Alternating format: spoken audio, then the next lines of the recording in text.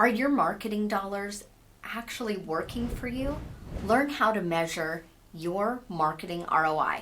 By the end of this video, you'll learn how to look at marketing ROI and how to use it to its full potential.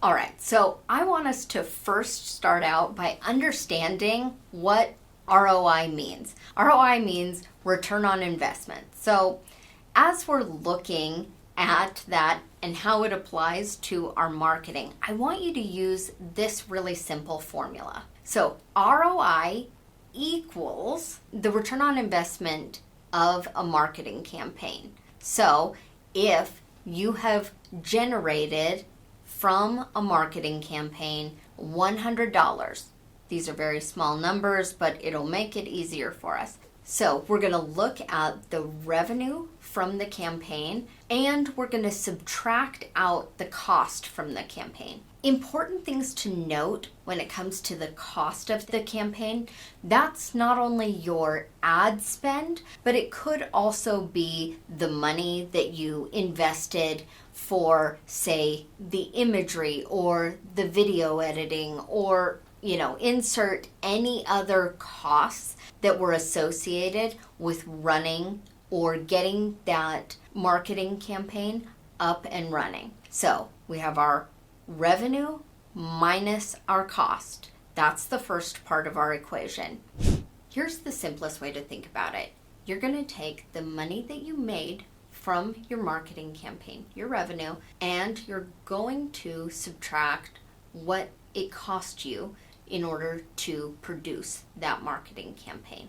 Then you are going to divide that again by that cost and you'll multiply that by 100. That's going to get you your overall ROI percentage. And I'm going to provide an example right here. Okay, so let's say you spend $2,000 on a marketing campaign and it generates $6,000 in sales. What your marketing ROI calculation is going to look like is 6,000 minus 2,000 divided by 2,000 times 100. That means your ROI percentage is 200%.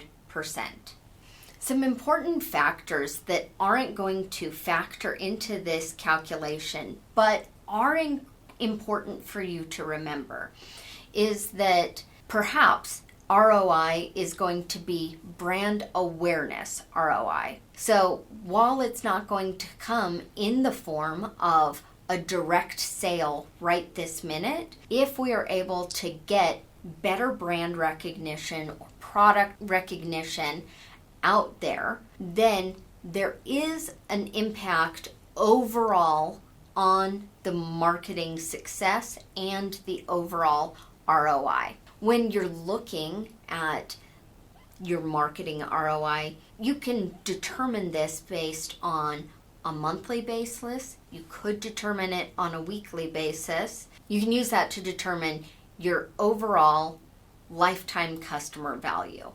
Like I said earlier, as we're looking at the different inputs that we're putting in here, I do want you to be really clear about the different types of revenue that you could be generating. It isn't just dollars. It could be in brand recognition. It could be in evaluating your overall customer journey, creating a brand advocate, those types of things. So there is a larger scale picture to include in there. The other side to that is we definitely want to also include more than just our ad spend when we're looking at the overall spend. We want to look at employee time on different things, the cost to have different marketing assets made, created, in order to determine an overall campaign success. So I do want you to be very, very clear on all of the costs and all of the revenue that we're generating at different points throughout your customer journey and specifically inside of your marketing. Oftentimes we can get very short-sighted. As we're determining our goals, it's great, we launched this campaign today and in 2 months it generated this, so it's your revenue that you've generated minus the total spend, and that's where we end it. I want us to be longer sighted. This is going to help us so that we can scale all of our marketing efforts and scale our sales efforts and our fulfillment efforts for maximum growth. Also, that's going to paint a much simpler picture overall for us if we are able to say, this was our short term, this is what we've generated, this is what our ROI is in a month, this is what it is over a quarter, this is what it is lifetime customer value. That's going to help really paint a very beautiful picture. Also going to be what potential investors in your business or other business partners, or as you go to sell your business, it's going to be what really creates a nice complete picture for you. ROI is also a very critical part of being able to optimize your funnel and customize it down the road. I always say that there are 3 main stages when it comes to implementing a CRM, a marketing strategy, a business strategy. Those 3 main stages are going to be first to organize. We didn't talk about that much in this video, but getting very clear on what your total customer journey is, what that marketing funnel and campaign are, and then being able to determine all of those points of success so that we can see our total ROI. The second stage of implementation is always to optimize. ROI is a key part to being able to optimize those different parts of our customer journey and our funnel so that we can really maximize our lifetime customer value.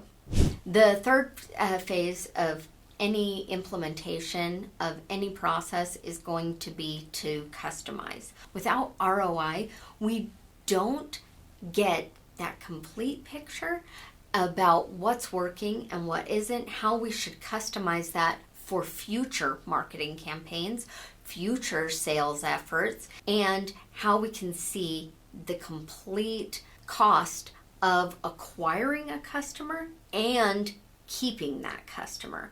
Using ROI to really double down on what's working is going to be something that's going to be very helpful when it comes to evaluating the effectiveness of your customer journey and your marketing strategies. If you'd like to know a little bit more about how to maximize those 3 key stages of implementation of organizing, optimizing, and customizing, I want you to go check out this video where I talk about customer journey and how you can build one for your business to maximize your marketing ROI. I want you to remember that simplicity scales and complexity fails. I want you to be able to simplify these processes within your business, create a business strategy that works for you so that you can maximize ROI every time. Look forward to seeing you in there.